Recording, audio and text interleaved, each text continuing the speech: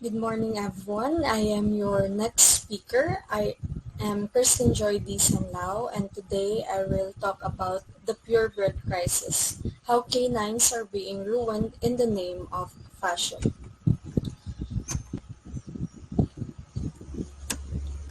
So first, let's talk about purebred. What exactly is the meaning of purebred?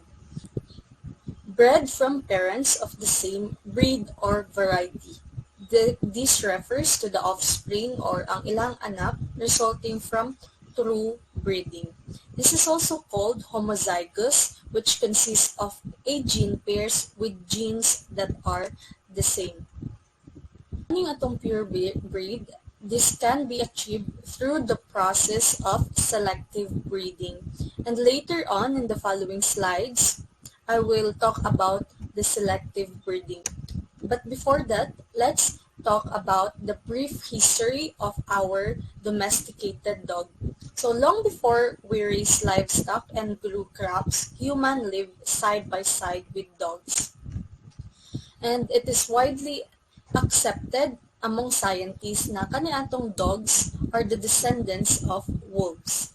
In fact, wolves and dogs have identical DNA, 99.9% to be exact.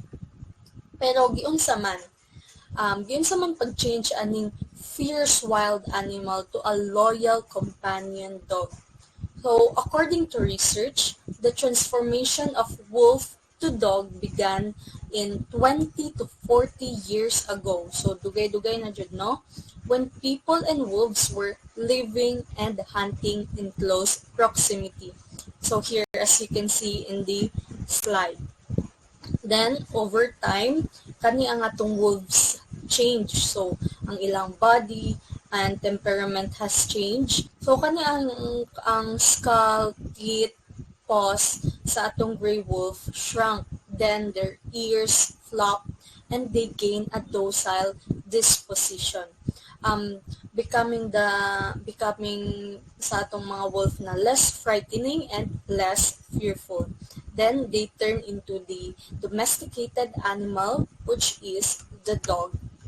So in 18th century, kani atong purebred dogs are becoming a more status symbol. So sa una, if naakay iro, you are one of the wealthy household or dato ka tan-awon if nakay purebred na dogs.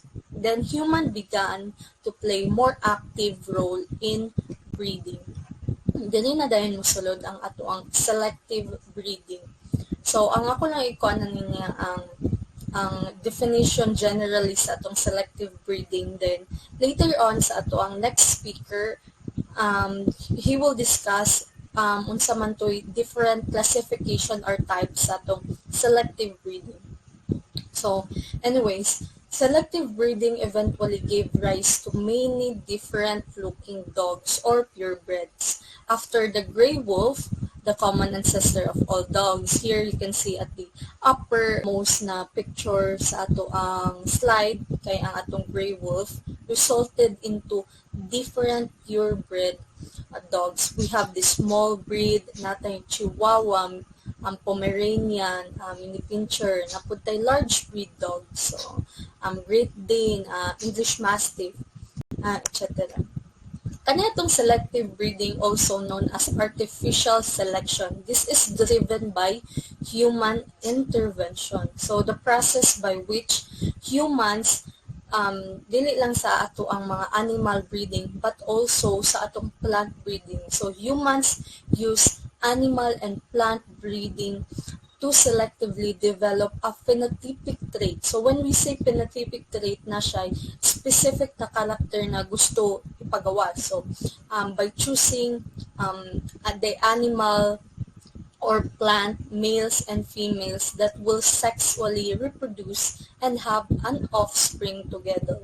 So kita man jud if natay mga female na dog, kuan maghapon tag selective breeding kung kinsa ra atong pwede ipabreed sa ato ang female dog ana. So gapamili pud no. Then through the years, human purposefully bred dogs perform various tasks. So na jud po itabang ning atong mga domesticated dogs. Makatabang jud sa ato mga tao. So when early humans were still hunter-gatherers, dogs were used as for hunting. Specific dog breeds are this terrier dog, gun dogs, and also the hound dogs. Next, we have the sentry dogs. They work mainly in the dark, so give warning signs. No, the sentry dogs, they are trained to work without supervision in fence facility or to guard or watchdog. So until now ginagamit man po nato ang atong mga iro as watchdog. Most of them, no, kanang magbantay sa gate, no, especially at night.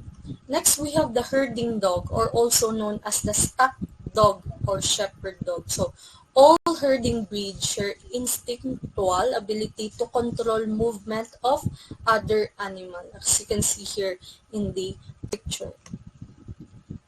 Lastly, we have the guide dog or the seeing dog. So dogs are trained to lead the blind person, especially as a guide for blinded veterans in World War I person. So kato siya, hunting, guarding, herding, seeing, monay kuan ilado sa monay ilang earliest jobs performed by dogs. However, kita mga humans were over mixing and matching dogs no longer just for their utility but also for their appearance. Today, we have over 300 different breeds. So daghan na, no, making dogs the most diverse species on Earth. So with the emerge of kennel clubs, dog show, especially during sa England Victorian era, these dog types were standardized into breeds, with mainly one breed bred for purely for their appearance. Sadly, kaniya atong genetic disorder of our purebreds, while all dog breeds are the product of artificial selection or selective breeding, dili jud nato maiwasan sa ilahan na one is healthier than the other. So many of these aesthetic characteristics come with congenital health problem.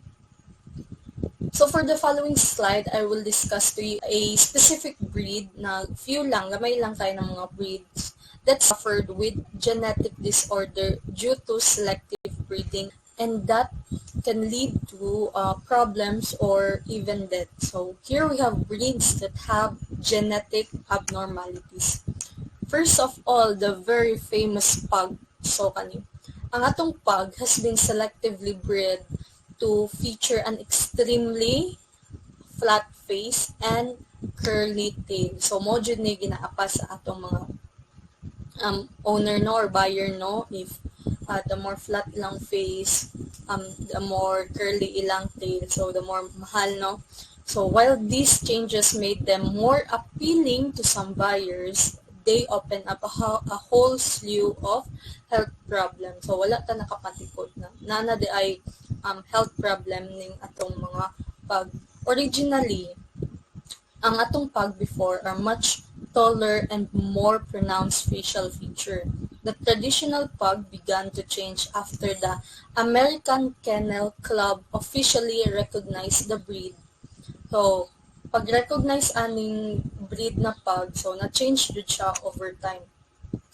So, sa atong mga dog show, no, ang breeding standards sa atong pug is the tail must be curled as tightly as possible over the hip. So mo na standard sa atong pug. So dapat lagi daw ang ilahang tail kay kulot kayo, no, then mo kuan jud siya sa iyang likod or sa hip. Pero kaning desirable na double curled tail, dili ni siya normal. This is actually a genetic defect that can lead to spinal deformity, and it often causes back pain sa atong mga pug and can lead to back leg paralysis. In addition, ang atong pugs are higher risk for breathing difficulties, low oxygen level, overheating, and also dental problem. Next, we have the Cavalier King Charles Spaniel, named after King Charles II. So, kani siya na breed, known ni siya na affectionate personality, which makes them an ideal pet jud. This became popular in 1920s during sa dog show na dagko kayo bayad ani na exhibiting King Charles Spaniel breeds with flat faces. Unfortunately, no, through years of breeding for a prettier head, ang ilahang skull is too small for the brain, resulting to a health problem. Most threatening health problem sa ani na breed is known as syringomyelia, which occurs because of their brain's lagi is too large for their shrinking skull. Also, this can cause pain and discomfort sa atong dogs and sometimes can cause facial nerve paralysis. Next breed, we have the Bull Terrier. Bull Terrier's head, along with the rest of his body, have transformed drastically over the years due to the serious impaired breeding. Ang kanatong Bull Terrier was first created in 1800s as mixed breed ni siya, mixed with English Terrier and Bulldog. So, and this then described by the American Kennel Club in 1885. So before, kani atong Bull Terrier was known to be athletic, good-looking dog with slim torso and well-proportionate head. So no makakita kani sa iyang picture, no, but today sa atong modern Bull Terrier, after years of genetic alterations sa atong mga breeders, has now created an almost no football-shaped head or an egg-shaped head and thick body. So for the comparison, no, layo na jud sila sa una ang atong Bull Terrier compared today. So the Bull Terrier originally na sila slim o curved na body and also chiseled ang ilang nose. But today mo na ang iyahang head, no? Due to the shape of their head, today's breeders suffer from dental problem as they may have too many teeth in their enlarged jaws.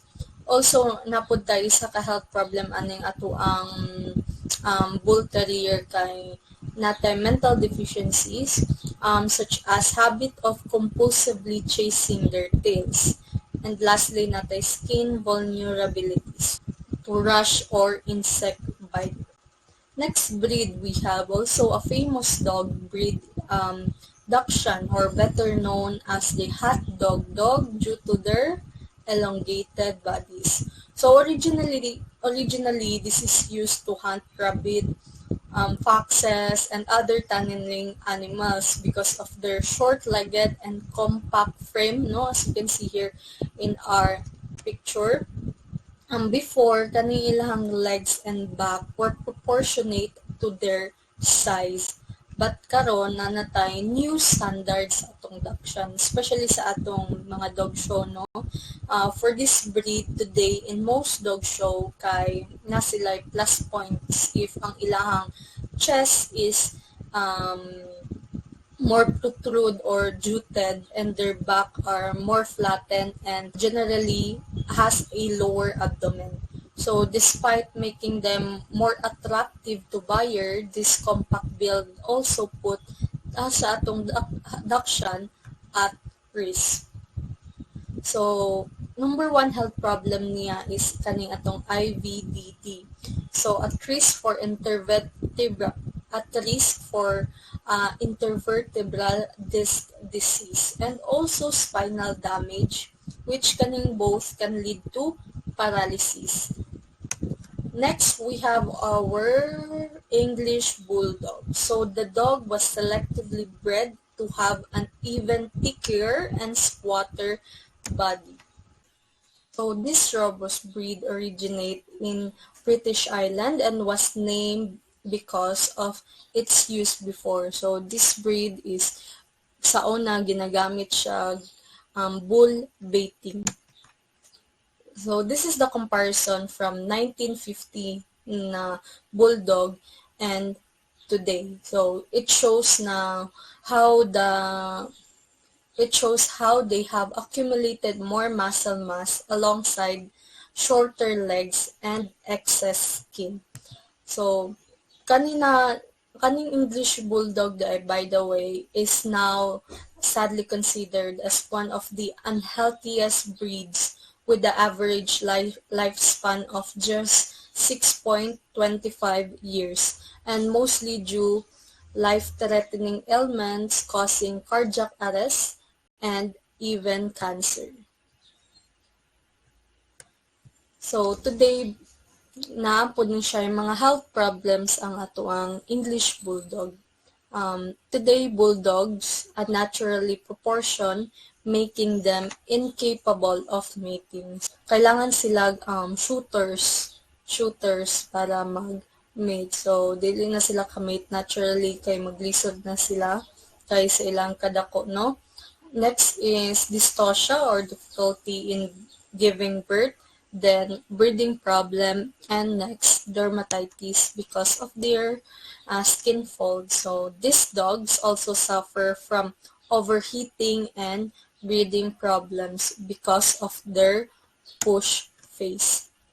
Lastly, we have the German Shepherd. This is one of the world's most common breeds. Ginagamit po ni siya sa ato ang mga police. They are so known as the police dogs. So in 1915, this dog was considered as a medium-sized dog, weighing around 55 pounds with a deep chest, straight back, and strong legs. But today, ang atong typical German Shepherd is 30 pounds heavier, weighing around 85 pounds with barrel chest and slope back.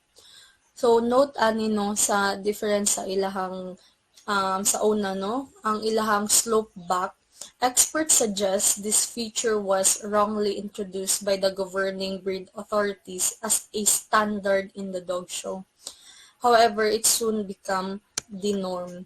Sadly, kaning change sa ilang slope back sa atong German Shepherd is more prone sa joint issues such as hip dysplasia, meaning ang ilang legs, a leg bone don't fit properly into the hip socket. So, to sum up, mo lang to siya ang mga few breeds. Actually, daghan po jud kay mga breed na nay mga health problem due to. So, experts agreed na purebreds are wrapped with genetic disorder that bring much harm sa atong dogs. Nganuman, because this is the breeder's choice, the owner's preference, mas gusto ko gamay na ilo, mas gusto ko flat yung face, mas cute ni siya, gusto ko kay lapad ni siya, ano. So, daghan yung mga preference no ang atong mga owner kita, mga human. Pero, how about sa atong dog? Gusto ba nila? Do they like it? Gusto ba nila na ginapropagate na to ang ilang mga abnormalities just because natay specific na preference? Just because kay cutanta nila? Are they really happy in their lifetime? But if ato siyang i-compare sa atong mga natural breed dog, lagi ora kayo ilang qualities ilang life. Mas daghan sila gahimo sa atong mga natural dogs. So, speaking of natural dogs, what is the most natural dog here in the Philippines? So, here we have the very famous, our very own native dog, our Philippine Aso or the Aspin. However, this is not recognized as a breed by any major kennel club.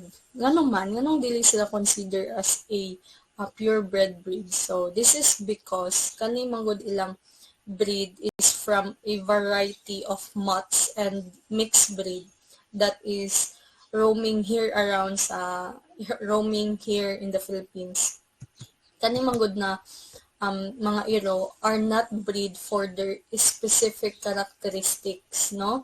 They can share many different traits from one dog to the next. So, maglahi-lahi jud. Pero, tsada po ning Aspin na to, no? As you can see in the slide, as a Aspin don't have any major health problem and life expectancy is about 10 to 14 years. So overall, this lecture is just to point out the genetic breed problem in these purebred breeds that is so far from their ancestor. This is not to condemn any breeds. This is not to downplay any breed. Wala ko nang daot og mga breed, no? Kay pati ako mismo napugkoy ako ang mga purebred na iro. But this is for us as a vet student, as a future or currently pet owner to know what is really happening sa ato ang purebred dogs nowadays. But if you are planning na mag-buy og new puppy in the future, you should first research or try to surf in the internet of that specific breed na imong ganahan and be cautious in their health problem.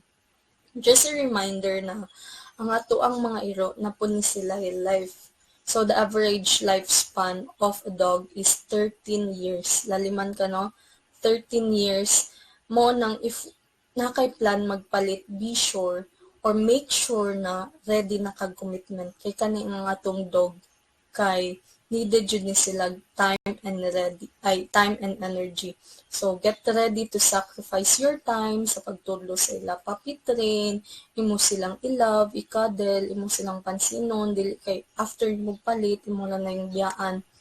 And note na ang atong dogs are also very expensive.